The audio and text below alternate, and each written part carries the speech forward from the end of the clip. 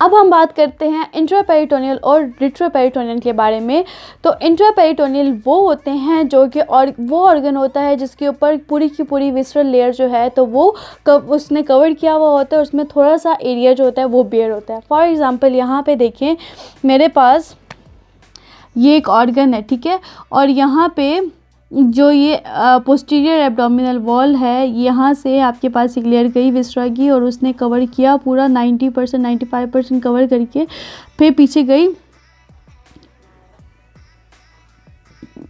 और ये तो ये वाला जो एरिया होता है, जो थोड़ा सा एरिया होता है, और ये बाकी पूरा का पूरा जो यहाँ पे ये कवर्ड होता है, तो ये हमारे पास क्या होता है, इसको क्या कहते हैं, ये जो ऑर्गन होता है इसको हम कहते हैं इंट्रापेरिटोनियल ऑर्गन। इसके अंदर ये हमारे पास क्या होता है, ये पूरा का पूरा विसरा के अंदर कवर्ड होता है।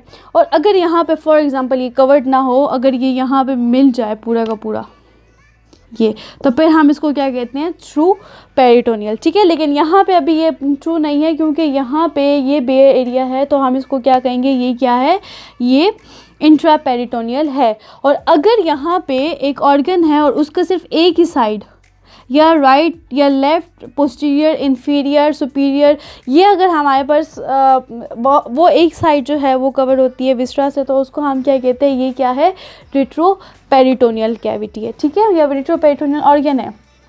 अब हम यहाँ पे देखें अगर डायग्राम के अंदर, तो हमने जो ये लेवर देखा और लेवर के ऊपर जो ये लेयर है, ये देखिए दोनों साइड से इसको कवर कर रही है।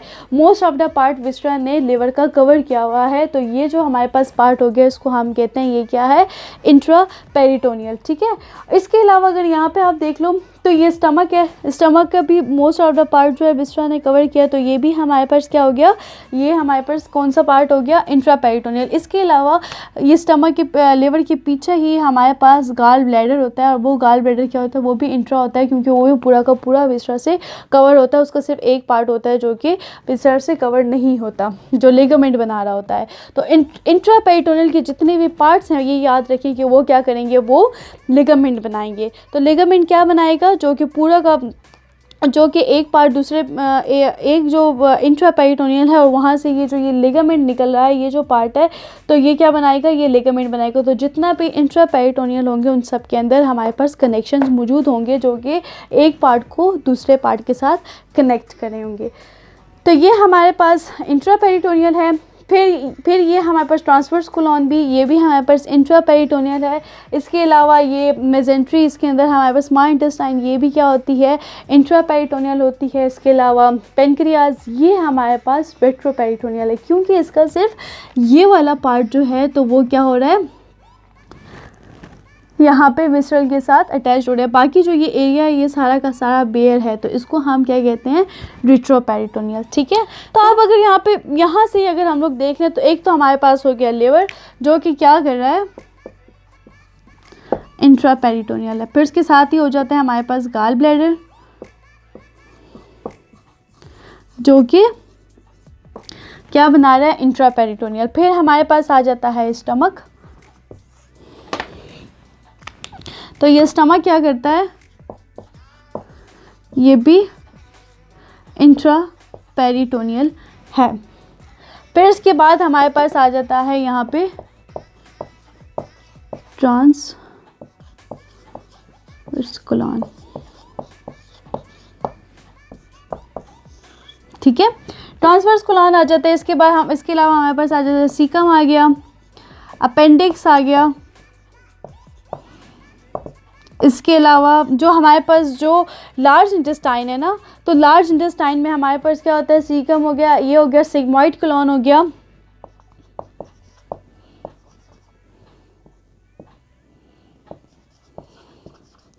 और ट्रांसवर्स कोलॉन हो गया।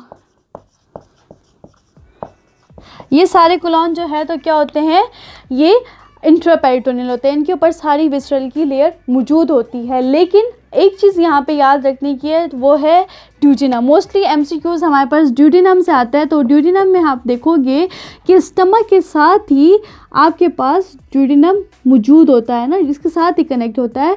तो इसका 2 सेंटीमीटर क्या होता है, इंट्रापेरिटोनियल होता है, और रेस्ट ऑफ द जो ड्यूडिनम होता है वो क्या होता है, रिट्रो पेरिटोनियल होता है, ठीक है। तो 2 सेंटीमीटर ड्यूटेनम आपके पास क्या होगा, वो इंट्रा पेरिटोनियल होगा। इसके अलावा आपके पास जो रिट्रोपेरिटोनियल में आ जाते हैं उसमें आपके पास पेनक्रियाज आ जाता है, और पेनक्रियाज के अलावा आपके पास किडनीज आ जाती हैं, जो मोस्टली जो रिट्रोपेरिटोनियल के ऑर्गन्स होते हैं ना वो पोस्टीरियर साइड पे होते हैं। तो पोस्टीरियर वॉल से पीछे मोस्टली हमारे पास डिफरेंट ऑर्गन्स आ जाते हैं, जिसमें पेनक्रियाज हो गया। इसके अलावा पेनक्रियाज की भी जो टेल होती है वो वाली साइड आपके पास रिट्रोपेरिटोनियल होती है। इसके अलावा आपके पास आयोटा हो गया, इंफीरियर वेना कैवा। इसके अलावा किडनीज हो गई,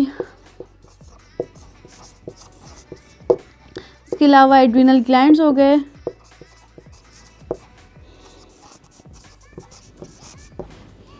इसके अलावा हमारे पास जो असेंडिंग और डिसेंडिंग कोलॉन है, तो असेंडिंग और डिसेंडिंग कोलॉन हमारे पास किस में आएंगे, रिट्रोपेरिटोनियल में आएंगे, जबकि ट्रांसवर्स कोलॉन क्या होगा, इंट्रापेरिटोनियल होगा। इसके अलावा जो ड्यूडेनम है इसका 2 सेंटीमीटर तो आपके पास इंट्रापेरिटोनियल होगा, लेकिन मोस्ट जो जितना भी पार्ट होगा बाकी का रेस्ट ऑफ द पार्ट वो क्या होगा आपके पास, वो रिट्रोपेरिटोनियल होगा, ठीक है। इसके अलावा यहाँ पे इलियम और जो ड्यूडेनम है वो भी आपका इंट्रापेरिटोनियल होता है, और यहाँ पे असेंडिंग और डिसेंडिंग कोलॉन जो है तो वो क्या होगा, रिट्रोपेरिटोनियम होगा, ठीक है। और आयोटा भी इसमें हो गया, किडनी भी बीच में आ गई, और बस ये वाली सारे जो पार्ट्स होते हैं ये क्या होंगे आपके पास, रिट्रोपेरिटोनियल होंगे, जिसकी एक साइड क्या होगी, कवर होगी विस्ट्रा से, जबकि इंट्रापेरिटोनियल में आपके पास ये वाले आ जाएंगे जो कि क्या होते हैं, कवर्ड होते हैं पूरे के पूरे, और 90% 95% का जो पार्ट होता है विस्ट्रा से कवर होता है, और जो बाकी का पार्ट होता है तो वो क्या कर रहा होता है, लिगामेंट बना रहा होता है। और यही वो एरिया है, यहाँ से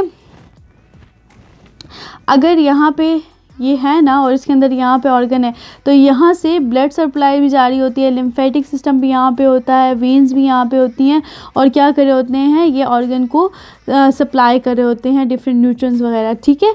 और ये एक्चुअल में ये जो जगह होती है वो क्या बना रही होती है, लिगामेंट बना रही होती है। और वो लिगामेंट कैसे, जैसे कि यहाँ पे हमारे पास हो गया गैस्ट्रोस्प्लेनिक गैस्ट्रो हेपेटिक लिगामेंट हो गया, पीछे इसके स्प्लीन होता है, स्प्लीन भी हमारे पास किस में आता है, इंट्रापेरिटोनियल में, ठीक है। तो इंट्रापेरिटोनियल में स्प्लीन भी आता है जो कि कवर होता है सारे का सारा। इसके अलावा जो एब्डोमिनल वॉल्व है उसके साथ स्प्लीन लिगामेंट बना रहा होता है, जिसको स्प्लीनिक लिगामेंट कहते हैं। इसके अलावा यहाँ पे जो कि रेट्रोपेरिटोनियल है, इनकी एक साइड पेरिटोनियल की होती है, एक साइड विस्ट्रल की होती है, जबकि बाकी अदर साइड की क्या होती है, बेयर एरिया होता है, जो कि जो हमारा वर्टिब्रा होता है उसके आगे होते हैं ये। और मोस्टली जो है आप देखोगे, अगर ये भी क्वेश्चन आ सकता है कि जो रिट्रोपेरिटोनियल होते हैं वो मोस्टली कहाँ पे प्रेजेंट होते हैं, तो वो पोस्टीरियर साइड पे ये ऑर्गन्स प्रेजेंट होते हैं रिट्रोपेरिटोनियल के, ठीक है। और जो इंट्रापेरिटोनियल होते हैं तो वो क्या होते हैं, मोस्ट ऑफ द पार्ट उनका विस्ट्रल लेयर में कवर्ड होता है। ओके, तो जाइगोसिस में हमारे पास क्या होता है, हमने जो पेरिटोनियल के बारे में पढ़ा है, इसमें जो बाय बर्थ कुछ पार्ट्स होते हैं, कुछ ऑर्गन्स होते हैं जो कि रिट्रोपेरिटोनियल होते हैं, और कुछ होते हैं वो इंट्रापेरिटोनियल होते हैं, और कुछ इंट्रापेरिटोनियल जो है वो with the passage of time retroperitoneal organs में कन्वर्ट हो जाते हैं। तो जो वो कन्वर्ट हो जाते हैं वो जाइगोसिस के थ्रू होते हैं, ठीक है। रिट्रोपेरिटोनियल, इसमें हमारे पास 2 पार्ट्स होते हैं, एक होता है प्राइमरी और एक होता है सेकेंडरी। तो प्राइमरी और सेकेंडरी में हमारे पास क्या फ़र्क है, ये वो ऑर्गन्स होते हैं जो सारा का सारा टाइम रिट्रोपेरिटोनियल होते हैं, लेकिन वो ऑर्गन्स जो कि पहले तो इंट्रापेरिटोनियल में आते हैं लेकिन बाद में वो रिट्रोपेरिटोनियल में कन्वर्ट हो जाते हैं, तो उसको हम क्या कहते हैं, ये क्या है, ये सेकेंडरी रिट्रोपेरिटोनियल है। अब सेकेंडरी रिट्रोपेरिटोनियल होता कहाँ से है, लेकिन और क्यों होता है, तो जाइगोसिस के थ्रू हमारे पास एक ऑर्गन क्या हो जाता है, इंट्रा से रिट्रोपेरिटोनियल में कन्वर्ट हो जाता है। वो किस तरह से कन्वर्ट होता है, फॉर एग्जांपल अगर यहाँ पे एक इंटेस्टाइन की बात करते हैं, ठीक है, मेसेंट्री की बात हो रही है, तो यहाँ पे हमने देखा था कि ये ऑर्गन था और ये इसके बीच में ये एक लिगामेंट था और ये क्या है, देखने से ही पता चल रहा है कि ये इंट्रापेरिटोनियल है, क्योंकि इसका मोस्ट ऑफ द पार्ट क्या है, विसरा से कवर है। ठीक है, अब होता क्या है कि ये ऑर्गन होता तो इंट्रापेरिटोनियल है और इसके अंदर क्या होता है, ऑर्गन मौजूद होता है, लेकिन कुछ टाइम बाद with the passage of time in दोनों के बीच में एडिशन हो जाती है। ठीक है, और ये क्या करता है, इसके साथ अटैच होने लग जाता है और होते होते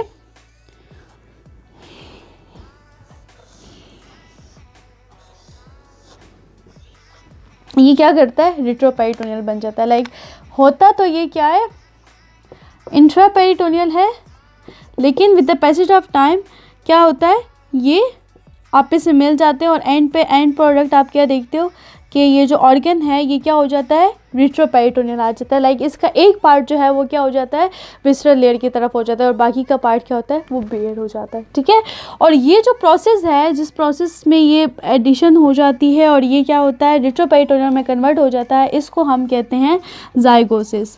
ये जाइगोसिस के थ्रू हमारे पास क्या होता है कि जो इंट्रापेरिटोनियल है वो रेट्रोपेरिटोनियल में कन्वर्ट हो जाता है।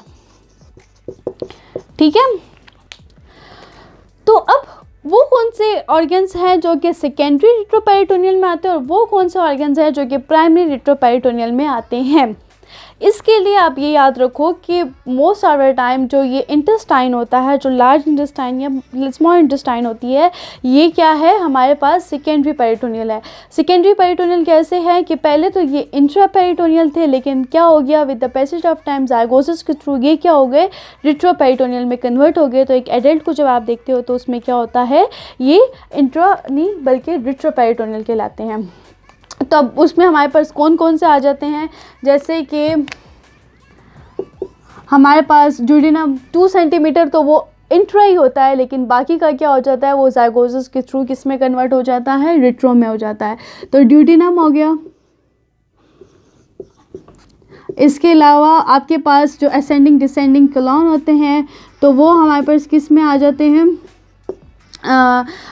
सेकेंडरी रेट्रोपेरिटोनियल में आ जाता है। इसके अलावा जो पेनक्रियाज भी होता है तो वो क्या, उसका भी जो टेल होती है वो पहले होती तो इंट्रापेरिटोनियल है, लेकिन फिर क्या हो जाती है, वो सेकेंडरी रेट्रोपेरिटोनियल में कन्वर्ट हो जाती है। ठीक है, इसके अलावा रेक्टम में जो है तो वो क्या हो जाता है,